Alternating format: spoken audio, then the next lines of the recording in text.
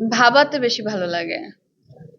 কাজটা দেখার পর যদি তারা ১-২ সেকেন্ড কিংবা ১-২ মিনিটের জন্য একটু ভাবতে পারে, আমি মনে করি সেখানেই আমাদের সেই সাকসেস।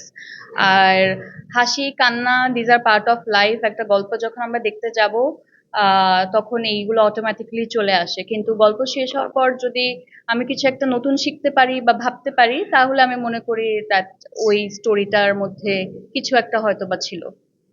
একটা সময় আমিও নতুন ছিলাম, তাই না? তখন তো আমাকে যদি হচ্ছে গিয়ে সবাই বলতো যে নতুনের সাথে কাজ করব না, তাহলে হয়তো বা আজকে এই জায়গায় আমি থাকতে পারতাম না। একটা সময় সবাইকে আসলে নতুনদেরকে সুযোগ দিতে হবে, সুযোগ করে দিতে হবে, এটা আসলে দায়িত্বের মধ্যেই পড়ে।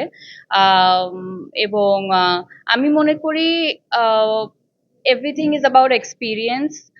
যে কোনো অ্যাক্টর তখনই আসলে অ্যাক্টর হবে যখন সে অনেকগুলো অ্যাভারেজ মানের কাজ করবে, পচা কাজ করবে, ভালো কাজ করবে। এইগুলো যখন আসলে করে, করে একটু, একটু করে এগিয়ে যাবে, তখন তার ঝুলিতে অনেক এক্সপেরিয়েন্স থাকবে এবং ওই এক্সপেরিয়েন্স থেকে সে একটা সময় ভালো কাজ করা শুরু করতে পারবে।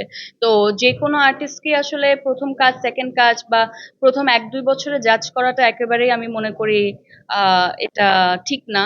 কারণ আজকে থেকে যদি আমি পিছনে ফিরে তাকাই, আমার ১ম কাজ যদি আমি দেখি, আমি মনে করব আমি মানে একেবারে কিছু পারতাম না।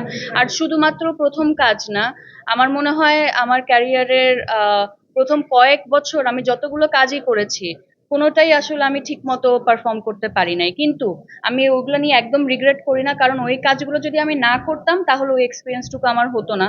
এবং ওই এক্সপেরিয়েন্স গুলোই এখন আসলে আহ আমি এখন যতটুকুই পারি না কেন সেগুলো ওই কাজগুলোর জন্যই।